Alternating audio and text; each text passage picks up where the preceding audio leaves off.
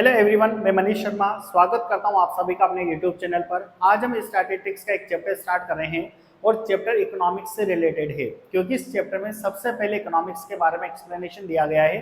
फिर उसके बाद हम स्टैटिस्टिक्स के चैप्टर नंबर 2 की डिस्कस करेंगे। देखिएगा बच्चों, आज हमारा चैप्टर रहने वाला है इकोनॉमिक्स एंड इंट्रोडक्शन। इसमें सबसे पहले हम ये सीखने वाले हैं कि इकोनॉमिक्स वर्ड किस वर्ड से मिलकर के बना है। तो देखिएगा बच्चों, इकोनॉमिक्स दो ग्रीक वर्ड से मिलकर के बना है, यानी जो ग्रीक वर्ड है दो, उनसे इकोनॉमिक्स बना है। वो दो ग्रीक वर्ड में एक वर्ड है बेटा ओइकोस, और ओइकोस का मतलब होता है अ हाउस। और बच्चों सेकंड ग्रीक वर्ड है नेमिन, और इसका मतलब होता है टू मैनेज। यानी अगर हम बात करें तो इकोनॉमिक्स दो ग्रीक वर्ड से डिराइव किया गया है। One is oikos means a house, second is nemein means to manage. और अगर प्रॉपर इन दोनों को मिक्स करें तो यहां से बनता है house hold management, house hold management MGMT। इस तरीके से इकोनॉमिक्स को इन ग्रीक वर्ड से डिराइव किया गया है और इनका मतलब होता है हाउस होल्ड मैनेजमेंट। पुराने जमाने में इनको अ पॉलिटिकल स्टेट के नाम से जाना जाता था। अब हम इकोनॉमिक्स के डेफिनेशन की बात करते हैं। तो बच्चों, हर इकोनॉमिस्ट ने इकोनॉमिक्स को अपने अपने तरीके से डिफाइन करने की कोशिश करी है। क्यों? क्योंकि सभी इकोनॉमिस्ट पर्टिकुलर किसी एक चीज को बेस बना करके इकोनॉमिक्स को डिफाइन करने की कोशिश करते हैं। हम यहाँ पर बेसिकली 4 इकोनॉमिक्स की डेफिनेशन की बात करेंगे। फर्स्ट इज वेल्थ डेफिनेशन, जो वेल्थ के बिहाफ पर मिलेगी आपको। सेकंड है वेलफेयर डेफिनेशन, जो वेलफेयर पर गिवन है। थर्ड है स्कैरसिटी डेफिनेशन एंड फोर्थ है ग्रोथ ओरिएंटेड डेफिनेशन। अब बच्चों, सबसे इंपॉर्टेंट बात ये आती है यहाँ पर कि जो आपकी वेल्थ डेफिनेशन है ये किस इकोनॉमिस्ट ने दी है। तो बच्चों, wealth definition is given by Adam Smith. Economist हैं एडम स्मिथ, जिन्होंने वेल्थ डेफिनेशन दी है। सेकंड डेफिनेशन अगर पर बात करें वेलफेयर डेफिनेशन, तो बच्चों वेलफेयर डेफिनेशन दी है एल्फ्रेड मार्शल ने। एल्फ्रेड मार्शल ने वेलफेयर डेफिनेशन दी है। स्कैरसिटी की डेफिनेशन की बात करें तो लाइनल रॉबिन्स ने इसकी डेफिनेशन दी है। और बच्चों, ग्रोथ ओरिएंटेड डेफिनेशन की बात करें तो पॉल एस सैमुअल्सन, इसने ये 4 डेफिनेशन है जो अलग अलग इकोनॉमिक्स को अलग अलग तरीके से डिफाइन करने की कोशिश करते हैं। Wealth definition is given by Adam Smith, welfare definition is given by Alfred Marshall, scarcity definition given by Robins and growth oriented definition given by Paul S Samuelson. अब बच्चों याद रखिएगा, हम थोड़ा सा यहाँ पर एडम स्मिथ के बारे में डिस्कस करते हैं।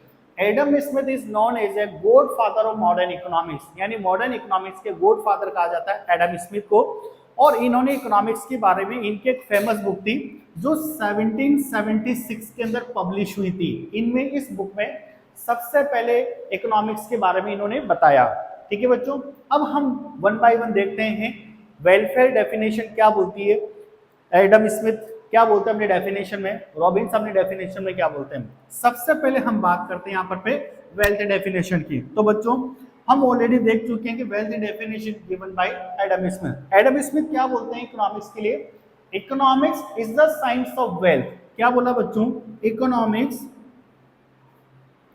Is the science of wealth. यानी एडम स्मिथ ने क्या कहा? Economics is a science of wealth. क्या है इकोनॉमिक्स? साइंस ऑफ वेल्थ है। और बच्चों, यहां पर वेल्थ का मतलब गुड्स एंड सर्विसेज से लिया जाता है, जो ह्यूमन वांट्स को क्या करती है? सेटिस्फाई करने का काम करती है। ऐसा डेफिनेशन किसने दी इकोनॉमिक्स की? वेल्थ डेफिनेशन, जो एडम स्मिथ ने दी है। अब हम बात करेंगे बच्चों वेलफेयर डेफिनेशन। यहां पर वेलफेयर डेफिनेशन हम पढ़ चुके हैं, एल्फ्रेड मार्शल ने दी है। अब एल्फ्रेड मार्शल क्या बोलते हैं इकोनॉमिक्स में? Economics is a study of man, यानी इकोनॉमिक्स एक मैन की स्टडी है in the ordinary business of life. इसका मतलब ये है कि economics is a study of man in the ordinary business of life. लेकिन कैसे स्टडी करते हैं बिजनेस ऑफ लाइफ की?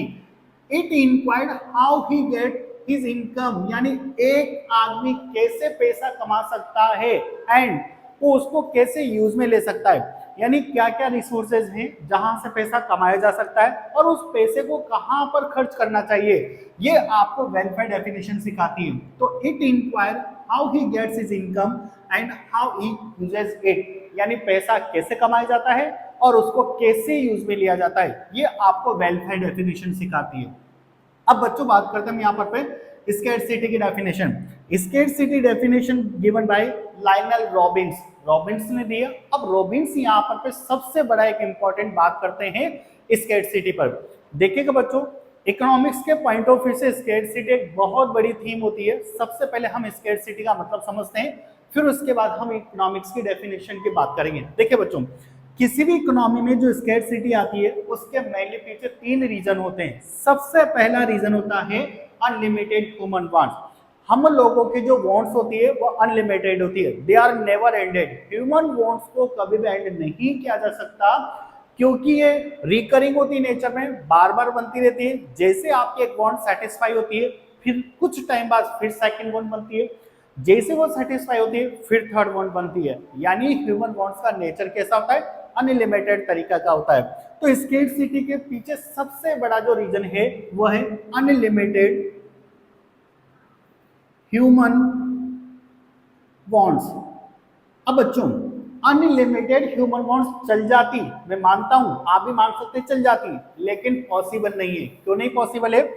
क्योंकि इन अनलिमिटेड ह्यूमन वांट्स को पूरा करने के लिए हमारे पास जो रिसोर्सेज हैं वो कैसे होते हैं, लिमिटेड होते हैं। और रिसोर्सेज को लिमिटेड होने का मतलब होता है हमारे पास रिसोर्सेज की क्या होती है, स्कैरसिटी होती है। और आप जानते हैं लिमिटेड रिसोर्सेज से इन अनलिमिटेड वांट्स को कभी भी फुली सेटिस्फाई नहीं किया जा सकता, they are never ended due to limited resources, या आप इसे बोल सकते हैं स्कैरसिटी ऑफ द रिसोर्सेज। तो पॉइंट नंबर सेकंड स्कैरसिटी का रीजन क्या हो गया हमारे पास, लिमिटेड रिसोर्सेज। अच्छा बच्चों, लिमिटेड रिसोर्सेज होते हैं। इसके बाद एक और प्रॉब्लम होती है, अल्टरनेटिव यूजेज ऑफ रिसोर्सेज। यानी कि हमारे पास रिसोर्सेज के कौन से यूज होते हैं, ऑल्टरनेटिव यूजेज होते हैं। ऑल्टरनेटिव यूजेज का मतलब क्या होता है, हम एक एग्जांपल से समझते हैं। सपोज करिए आपके पॉकेट में 1000 रुपीज है। अब आप 1000 रुपीज से अपनी किसी मार्केट में जाते हो और आपकी 6 वांटेज जिसे आप सेटिस्फाई करना चाहते हैं, लेकिन आपको बहुत अच्छे से पता है कि 1000 रुपीज यानी आपके पास जो रिसोर्सेज है वो लिमिटेड है, और इन लिमिटेड रिसोर्सेज आप पूरी अनलिमिटेड यानी अपनी पूरी 6 वांट को सेटिस्फाई नहीं कर सकते। लेकिन 1000 रुपीज से कोई सी भी 6 वांट में से कोई सी भी 2 वांट आप सेटिस्फाई कर सकते हो। यानी 1000 रुपीज को किसी भी 2 वांट को सेटिस्फाई करने के लिए लगा सकते हो। वो 2 वांट कोई सी भी हो सकती है, क्योंकि उस पैसे का कौन सा यूज है, ऑल्टरनेटिव यूजेज। तो आपको यहाँ पर सिलेक्शन करना पड़ेगा कि जो 2 वांट है वो पैसा जो 1000 रुपीज है वो कौन से 2 वांट में लगाना है आपको। इससे आपके पास प्रॉब्लम होती है, प्रॉब्लम ऑफ चॉइस। और बच्चों आप आगे इकोनॉमिक्स में पढ़ोगे, प्रॉब्लम ऑफ चॉइस को सेंटर प्रॉब्लम कहा जाता है। तो देखो, स्कैरसिटी के पीछे 3 रीजन होते हैं, unlimited human wants, limited resources and alternative uses of the resources. अब हम स्कैरसिटी की डेफिनेशन की बात करते हैं, जो कि लाइनल रॉबिन्स ने दी है। बेटा रॉबिन्स का क्या कहना है, economics is the science which studies human behaviour. यानी इकोनॉमिक्स एक ऐसा साइंस है जो ह्यूमन बिहेवियर की स्टडी करता है एज अ रिलेशनशिप बिटवीन, किस किस के बीच में, एंड्स। एक तो किसके बीच में, हाँ, as a relationship between ends. Ends का मतलब होता है बच्चों अनलिमिटेड ह्यूमन बॉन्ड। जो हमने अनलिमिटेड ह्यूमन बॉन्ड्स देखी उसका मतलब होता है एंड्स। एंड स्केयर मीन्स का मतलब होता है लिमिटेड रिसोर्सेज। एंड्स का मतलब अनलिमिटेड ह्यूमन बॉन्ड्स और स्केयर मीन्स का मतलब लिमिटेड रिसोर्सेज। तो इकोनॉमिक्स क्या है, economics is study of human behaviour. यानी इकोनॉमिक्स ह्यूमन बिहेवियर की स्टडी करती है, जो अनलिमिटेड ह्यूमन बॉन्ड्स में और लिमिटेड रिसोर्सेज में क्या करती है, रिलेशनशिप की स्टडी करती है, विच हैव ऑल्टरनेटिव यूजेज। और इन जो आपके लिमिटेड रिसोर्सेज है उनके कौन से यूज होते हैं, ऑल्टरनेटिव यूजेज। ये स्कैरसिटी की डेफिनेशन में इकोनॉमिक्स को डिफाइन करा गया है। अब बच्चों इकोनॉमिक्स में कुछ ऐसी इंपॉर्टेंट टर्म्स होती है कि किसी भी चैप्टर को पढ़ते टाइम आपको उन इंपॉर्टेंट टर्म्स की नॉलेज होनी चाहिए। कुछ इंपॉर्टेंट टर्म्स डिस्कस करते हैं। सबसे पहले अगर मैं बात करूं बच्चों आपसे यहाँ पर consumer, who is a consumer. Consumer कौन होता है, तो बच्चों कंज्यूमर एक ऐसा पर्सन होता है जो अपनी वांट्स को सेटिस्फाई करने के लिए गुड्स एंड सर्विसेज का कंजप्शन करता है। A person who consume goods and services for the satisfaction. यानी एक ऐसा पर्सन जो अपने सेटिस्फेक्शन के लिए गुड्स एंड सर्विसेज का कंजप्शन करता है उसे कंज्यूमर कहा जाता है। मैं इस मार्केट का कंज्यूमर हूं क्योंकि मैं पढ़ाने के वांट्स को क्या कर रहा है, सेटिस्फाई कर रहा है। तो आप जिन भी चीजों को यूज में ले रहे हैं आप उन सब चीजों के कंज्यूमर हैं, क्योंकि वो आपके डायरेक्टली और इनडायरेक्टली किसी न किसी वे में आपके वांट्स को क्या कर रही है, सेटिस्फाई कर रही है। पॉइंट नंबर बी की बात करते हैं बच्चों, producer. Who is the producer? Producer कौन होता है? प्रोड्यूसर एक ऐसा पर्सन, एक ऐसी फर्म या एक ऐसी इंडस्ट्री होती है जो गुड्स एंड सर्विसेज प्रोड्यूस करने का काम करती है for the generation of income. कोई भी प्रोड्यूसर प्रोडक्शन क्यों करता है? इनकम कमाने के लिए करता है।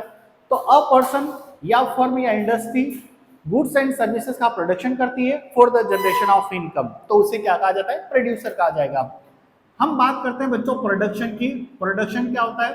प्रोडक्शन एक ऐसा प्रोसेस होता है जिसके अंदर रॉ मटेरियल को फाइनल या फिनिश्ड गुड्स में कन्वर्ट किया जाता है। क्योंकि बच्चों किसी भी कमोडिटी को बनाने के लिए किसकी रिक्वायरमेंट होती है? रॉ मटेरियल की रिक्वायरमेंट होती है। और हम उस रॉ मटेरियल की shape, size, colour, quality in सब में चेंजेस करते हैं और उसको फाइनल गुड्स में कन्वर्ट कर देते हैं। जैसे ये मार्कर है, ये प्लास्टिक का बना हुआ है, तो उसको बनाने के लिए पहले रॉ मटेरियल यानी प्लास्टिक परचेज करिए, फिर उसकी shape, size, colour, quantity, quality in सब में चेंजेस करा है और मार्कर की शेप दी, तभी फाइनल गुड्स बनाए। यानी प्रोडक्शन क्या है?